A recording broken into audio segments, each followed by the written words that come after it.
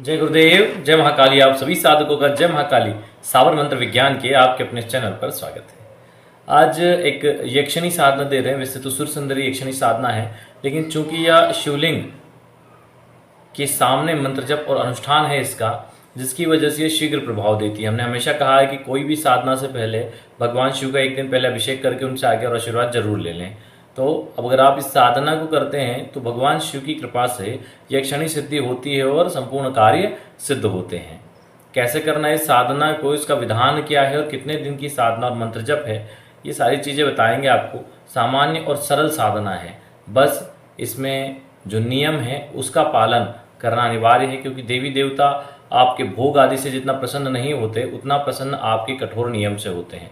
अगर आप कठोर नियम का पालन कर रहे हैं तो बहुत जल्दी प्रसन्न। बहुत से लोगों को हमने देखा है, साहब हम ज़्यादा दिन ब्रह्मचर्य नहीं रह सकते, एक समय भोजन कैसे करेंगे, ऐसी बहुत सारी समस्याएं बताते। तो देखो, एक चीज़ को समझ लो, जीवन में तुम्हारी बहुत सारी समस्याएं हैं। अगर उन कठोर समस्याओं से पार पाके समृद्ध और सुखी जीवन प्राप्त करना है तो तप करना पड़ेगा।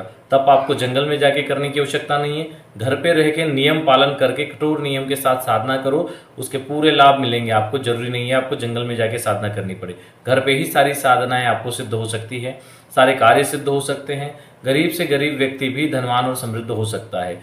देवी देवता केवल नियम को ही महत्व देते हैं। आपका भाव और नियम सही है, आपको जरूर उस साधना का फल मिलेगा, वो साधना आपको सिद्ध होगी। अब इस साधना को कैसे करना है उसको समझो। किसी भी सोमवार, शुक्ल पक्ष के सोमवार से इसको शुरू कर सकते हैं, ठीक है। 3 समय की साधना है। इसको सुबह 4 बजे से 6 बजे के बीच में कभी भी कर सकते हैं। वैसे जो हमने हमेशा बताया है कि 4:50 से जो 5:30 का समय होता है वो बहुत महत्वपूर्ण समय होता है। कोई भी साधना 4:50 से शुरू करने पर ज़्यादा लाभ देती है, लक्ष्मी जी से संबंधित यानी धन से संबंधित, ठीक है।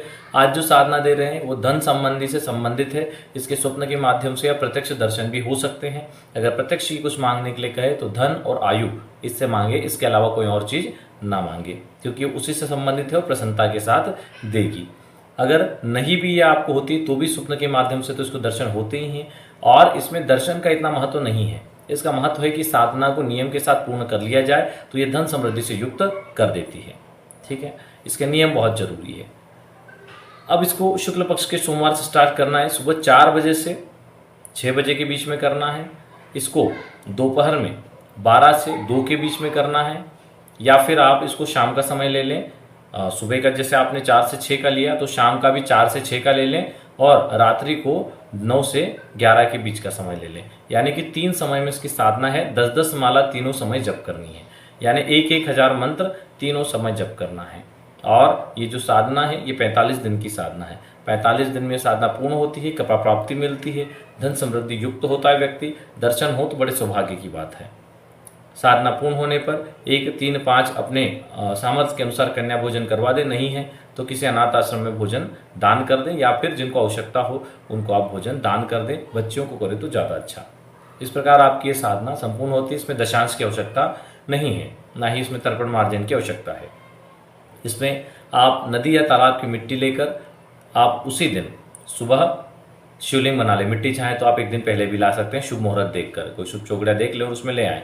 और देखो क्या होता है, बहुत बार चौगड़िया देखने में दिक्कत आती है। कुछ चौगड़िया जो होते हैं वो ऐसे समय में होते हैं जो शुभ और लाभ तो होते हैं, लेकिन फिर भी वो कहीं ना कहीं दूषित होते हैं किसी न किसी राहु आदि की दृष्टि आदि से। तो उसमें आपको क्या करना है, आप इतना कुछ, हर किसी को पंचांग का नॉलेज नहीं होता। अब एक पंचांग होता है, इंटरनेट पे एक एप्लीकेशन होती है ड्रिक पंचांग, DRIK, ठीक है। तो आप उसको ड्रिक पंचांग को डाउनलोड कर लो और उस पर किसी भी जैसे कल आपको करना है 29 तारीख है, आपने 29 तारीख पे क्लिक किया तो सबसे लास्ट में जाना, नीचे चौगड़िया आ जाएगा, उस पर क्लिक करना, तो उसमें सारे चौगड़िया का समय लिखा हुआ रहेगा।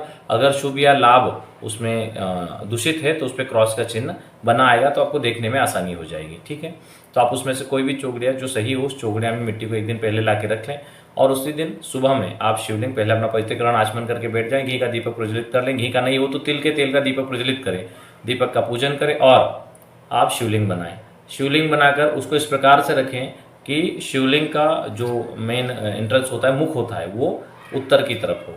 जो शिवलिंग का जहाँ से पानी चढ़ा के नीचे गिरता है वह उत्तर की तरफ हो, ठीक है। इस प्रकार से रखें और उसके राइट साइड में अपने लेफ्ट साइड और शिवलिंग के राइट साइड में एक जल से भरा हुआ कलश रखें। उसके ऊपर तांबे की प्लेट रखें और जो आप दीपक जलाएंगे वो दीपक पहले उसी के ऊपर जला दें। उसके बाद में फिर शिवलिंग बनाकर और शिवलिंग की स्थापना करें। गुरु चित्र है तो गुरु चित्र सामने रख दें, भगवती का फोटो या चित्र है तो वो भी रख दें। ठीक है। इसके बाद में हाथ में जल लेके संकल्प ले कि मैं सुर सुंदरी यक्षिणी से आयु और धन प्राप्ति निमित्त, अतुलित धन प्राप्ति निमित्त, शीघ्र धन प्राप्ति निमित्त, उत्तम स्वास्थ्य आयु प्राप्ति निमित्त यह सुर सुंदरी यक्षिणी साधना करने जा रहा हूँ। भगवान शिव इससे मुझे आशीर्वाद दें और मेरी सफलता पूर्ण हो, ऐसा आशीर्वाद दें बोल के जल छोड़ दें सामने। उसके बाद में कुमकुम चावल आदि, कुमकुम नहीं, अबीर गुलाल अष्टगन आदि से शिवलिंग का पूजन करें और उसके बाद में नैवेद्य में चढ़ाएं। नैवेद्य रोज आपको चढ़ाना है। ठीक है। जैसे आपने सुबह चढ़ाया, दोपहर में भी चढ़ाना है अलग से पूजन करके और शाम को भी चढ़ाना है। ऐसा 3 टाइम चढ़ाना है। उसको या तो आप स्वयं ग्रहण कर दें या नदी में विसर्जित कर सकते हैं। ठीक है। आपको इस प्रकार नैवेद्य चढ़ा के जल घुमा के छोड़ देना और भगवान से निवेदन करना है कि हे प्रभु भोग और जल स्वीकार करें। ठीक है। अब इस प्रकार आपको 45 दिन तक ये साधना करनी है। इसमें एक चीज और ध्यान रखें कि भगवान शिव के सामने एक और तांबे की प्लेट रखें और उस पर ऊपर कुछ फूल बिछाकर या लाल कपड़ा बिछाकर सर्वथा भद्रतो यंत्र रखें। यंत्र को भी स्नान करवा के पूजन कर दें और उसको वहां पर स्थापित कर दें। स्फटिक माला से इसके जप करें, तीनों काल के जप हैं। इस प्रकार 45 दिन में साधना पूर्ण होती है और आपका जो भी संकल्प है धन समृद्धि से संबंधित वो पूर्ण होता है। यक्षिणी साधनाएं शीघ्र लाभ देती है। चाहे आप कैसी भी परिस्थिति में हो, आपको वो धन प्राप्ति कराएगी, किसी भी माध्यम से करवाएगी। लेकिन कई बार क्या होता है कि लोग धन प्राप्ति के लिए साधना कर लेते हैं लेकिन उसी धन से गंदी आदतों में चले जाते हैं, गलत खान पीन में जाएंगे, उसका गलत उपयोग करेंगे उस पैसे का, तो साधना का प्रभाव क्षीण हो जाता है और कुछ दिन बाद वो अपना प्रभाव देना बंद कर देती है। लेकिन अगर आप सही तरीके से अपने परिवार के पालन में उसका कर रहे हैं, लोगों से दिखावे विखाव नहीं कर रहे हैं, आप अपने काम से काम रख रहे हैं, अपने आगे बढ़ने के लिए उसका प्रयोग कर रहे हैं, किसी का नुकसान नहीं कर रहे हैं, गलत खान पीन आदतें आपके नहीं है उस पैसे से, तो वो लगातार बढ़ता जाएगा उसका प्रभाव और आपको बड़े बड़े लाभ दिलाएगा।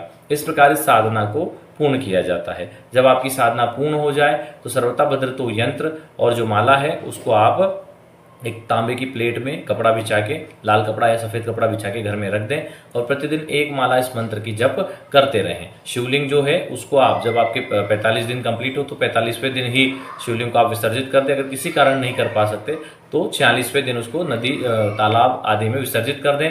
जो जल कलश में है उसका जल पूरे घर में छिड़क दें। ठीक है। दीपक प्रतिदिन धो के लगाएं, अखंड चले तो ठीक है, नहीं तो साधना काल में दीपक प्रज्वलित कर लें और भगवान का ध्यान करें। भगवान शिव के स्वरूप का ध्यान करें। बहुत से लोगों को भगवान शिव का स्वरूप पता नहीं है। कर्पूर गौरम करुणावतार, भगवान शिव कपूर के समान गौर वर्ण के हैं। कपूर के समान गौर वर्ण भगवान शिव का मैं आवाहन करता हूँ। माता शक्ति के साथ मुझ पर परम कृपालु हो, मेरी साधना को सिद्ध होने का आशीर्वाद प्रदान करें और मुझे और मेरे परिवार पर अपना असीम आशीर्वाद बनाए रखें। सर्व जगत का कल्याण हो प्रभु ऐसी कृपा करें। सदैव दुष्टों का नाश करते रहें और भगवत भक्तों की सदैव रक्षा करती रहें। इस प्रकार उनका ध्यान करके, तीनों काल में उनका ध्यान करके आह्वान करना है। तो इससे उसके बाद अपनी पूजा शुरू करनी है। तो इस प्रकार आप करेंगे तो उसका पूरा लाभ आपको मिलेगा। चलिए मंत्र को नोट कर लीजिए।